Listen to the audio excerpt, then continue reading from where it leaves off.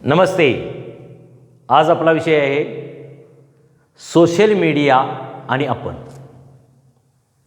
Social media आपल्या जीवनाचा अविभाज्य भाग बनला आहे. त्याचं महत्त्व कोणीही नाकारू शकत नाही. त्याला अनन्यसाधारण महत्त्व आहे. त्याच्याशिवाय आपलं जीवन ही कल्पनाच करता येणार नाही. मग तो चांगला की वाईट? 100% चांगला, खूप चांगला, खरोखर चांगला आहे. पण त्याच्यामध्ये काही अपवादात्मक छोट्या छोट्या गोष्टी तोटेच्या आहेत. पण त्या इतक्या टोकदार आहेत की त्यांचं टोचणंच आपणाला असह्य होण्यासारखं असतं. आता एक उदाहरण घेऊया. आज तारीख 10/8/24. याच आठवड्यात 5/8/24 रोजी एका विद्यार्थिनीला साधा फोन आला आणि त्या फोनवरती पुढून लोक हिंदीतून बोलायला लागले, अर्वाच्य बोलायला लागले. तिने तो फोन बंद केला आणि तो नंबर ब्लॉक केला. परत एक फोन आला दुसऱ्या नंबरवरून, त्यावरती तसंच घडायला लागलं. परत तिने तो ब्लॉक केला. नंतर तिसऱ्या फोनवरून तो फोन आला. परत तसं घडल्यानंतर ती घरामध्ये होती. तिने तिच्या वडिलांच्याकडे फोन दिला. आई समोर होती. त्यांनी त्यांचे बोलले, ते तिकडून अर्वाच्य बोलू लागले. यांनी इकडून त्यांना तशाच भाषेमध्ये उत्तर दिलं. पण शेवटी कंटाळून त्यांनी अनेक कॉल येत आहेत पाहून ते सिम कार्डच काढून टाकलं. आता विचार करा, विनाकारण नाहक किती त्रास झाला असेल त्या विद्यार्थिनीला, त्यांच्या पालकांना. आणि हे जे असं वर्तन करणारे लोक असतात ते खरोखरच विकृत असतात. पण त्यांच्या विकृतीमुळं सामान्य नागरिकांना विनाकारण नाहक किती त्रास होतो याची कल्पना केलेली बरी. त्यानंतर 2च दिवसात 5 तारखेनंतर 7/8/24 रोजी मुंबई येथे घटना घडली. आणि त्या घटनेमध्ये एका माता पालकांना व्हॉट्सअप कॉल आला. त्याही अशा सणाचा कॉल उचलत नाहीत, पण गडबडीत त्यांनी तो उचलला. तर पुढून लगेच हिंदीतून लोक बोलायला लागले आणि त्यांनी ताबडतोब बोलण्यास सुरुवात केली. त्यांच्या पतीचं नाव घेतलं. पुन्हा विचारलं, तुमची मुलं कुठं आहेत? मुलं कुठं आहेत म्हणजे ह्याही ओरडून तुम्हाला काय पंचायती करायची म्हटल्यात. हिंदीमध्ये हा संवाद चालला होता. परंतु त्यांनी पुढून जोरात दंगा करायला सुरुवात केली. मग या घाबरल्यात. त्यांनी फोन खाली ठेवला आणि आपल्या मुलांना परत कॉल करून बघितलं तर मुलं सेफ होती. मग त्यांनी राहुना एकदम घाबरून गेल्या. त्यांनी पोलिसांनी संपर्क साधला. पोलीस आता याबाबत काय करणार हा विषय लांबचाच राहिला. परंतु त्या दरम्यानच्या काळामध्ये पालकांना जो त्रास झाला हा किती गंभीर असेल विचार करण्यासारखी बाब आहे. मुलांच्या बाबत ज्यावेळा एखादा विषय येतो त्यावेळा पालक किती हळवे होतात हे सर्वांनाच माहिती आहे. पोलिसाचा तपास करतील, शोध लागेल न लागेल, पोलिसांनी तर आणखी कुणाकुणाचं काय काय करायचं. पण हे घडतंय, वाईट घडतंय. आता हे एवढंच घडतंय असं नाही, अशा अनेक घटना घडत जात आहेत.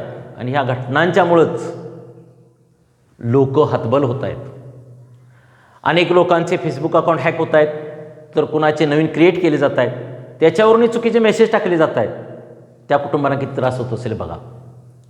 काही लोकांना असे फोन येत आहेत, लॉटरी लागल्यास सांगितलं जाते, पैशाची मागणी केली जात्या, फसवणूक केली जात्या. लोकांच्या अज्ञानातून फसवणूक होताना दिसत आहे. काही लोकांना बदनामीची भीती घालून पैसे उकळले जात आहेत, असेही प्रकार घडत आहेत. काहींना KYCची माहिती किंवा अन्य प्रकारची माहिती चुकीच्या मार्गाने उपलब्ध करून फसवणूक केली जाते. खरोखरच हा सोशल मीडिया आपल्यासाठी किती घातक ठरतो याचा विचार केला पाहिजे. अशा घटना कमी घडत आहेत, पण घडत आहेत आणि त्या एकदम भयानक आहेत. लोकांना हलवून टाकणारे अशा घटना घडू नयेत यासाठी सरकारने खूप चांगले प्रयत्न केले पाहिजेत. सरकारने यासाठी तंत्रज्ञांना खूप चांगली आर्थिक मदत देऊन संशोधन करायला लावलं पाहिजे. आणि या गोष्टी त्याच टायमाला ट्रेस झाल्या पाहिजेत. ताबडतोब अशा लोकांना पकडून कठोर शिक्षा केली पाहिजे, समाजासमोर आणलं पाहिजे आणि त्याला प्रसिद्धी दिली पाहिजे. म्हणजे पुन्हा असं करायचं कोण धाडस करणार नाही. परंतु असं होत असतंय आणि सामान्य माणूसच भरडला जातोय. सामान्य म्हणण्यापेक्षा सर्वांनाच याचे चटके बसत असतात. अनेक मोठ्या लोकांनाही याचे चटके बसले आपल्यासमोर उदाहरण आहेत. त्यांनाही याचा त्रास झालेला आहे. लोक समाजामध्ये विकृत असतील, पण इतके विकृत, काही संबंध नसताना कोणाला काहीतरी त्रास देणारे लोक असं असूच कसं शकतं.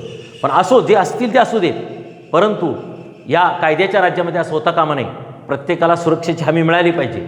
आणि विशेष करून आता हल्लीच्या काळामध्ये मानसिक सुरक्षेची हमी मिळाली पाहिजे. कारण मानसिक सुरक्षितता माणसाच्या धोक्यात आलेली आहे. हे असं होऊ नये यासाठी सगळ्यांनी याबाबत साक्षर झालं पाहिजे. आणि आपल्याला जेवढं कळतंय तेवढाच त्याचा वापर करावा. अन्यथा धोके पुढे येऊ शकतात याचाही विचार करावा. तर याच्यासाठी काही तज्ज्ञ अशा जवळच्या लोकांची मदत घेऊन माफकच वापर करावा, अन्यथा वापरच करू नये. आणि जर असा काय आपणाला त्रासाचा प्रकार ठरू लागला तर आपल्या विश्वासातील आणि शहाण्या माणसाला सांगावं, अन्यथा न सांगितलेलं बरं, कारण रोगापेक्षा इलाज भयंकर. बघा, विश्वासातलं व्यक्ती पाहिजे आणि ती शहाणी व्यक्ती पाहिजे, त्याला तंत्रज्ञानाची त्या माहिती असली पाहिजे तरच त्याला सांगावं. परंतु असं होऊ नये म्हणून कोणाला OTP आपला आलेला सांगू नये, आपली बँक खात्याची माहिती सांगू नये, ATMची असू दे, डेबिट कार्ड असू दे, क्रेडिट कार्ड असू दे किंवा अन्य माहिती असू अजिबात सांगू नये. यातून आर्थिक फसवणूक होऊ शकते. अनेक लोकांना अनेक प्रकारचे विविध प्रकारचे त्रास होत असतात. असं होणं एकूण सामाजिक स्वास्थ्यासाठी अजिबात ठीक नाही. कारण माणसाने कष्टाने एवढा चांगला संसार उभा केलेला आहे, एवढं जग चांगलं उभा राहिलेलं आहे, सगळी सुखं आपल्या जवळ आहेत, परंतु अशी दुःख जी मानवनिर्मित आपल्यासमोर येत आहेत त्यांना आळा घालण्याचं काम सर्वांनी केलं पाहिजे. आणि यात सरकारने आपली एक जबाबदारी म्हणून भूमिका पार पाडली पाहिजे.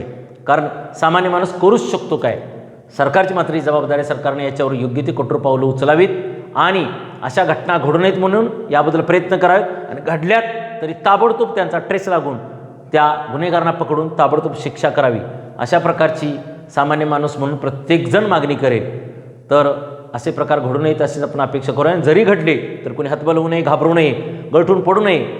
जरी थोडा त्रास झाला तरीसुद्धा यातून मार्ग निघेल याचा विचार करावा. परंतु हे सांगणं सोपं आहे, करणं अवघड आहे. ज्यांच्या बाबतीत घडतं त्यांनाच ते माहिती असतं. म्हणून सर्वांनी विचार करून या सोशल मीडियाचा योग्य तो वापर करावा आणि घाबरून न जाता त्याचा फायदेशीर तेवढा उपयोग करावा, त्याचा आपला तोटा होणार नाही याची काळजी घ्यावी, एवढीच अपेक्षा करून आज आपण इथं थांबूया. धन्यवाद.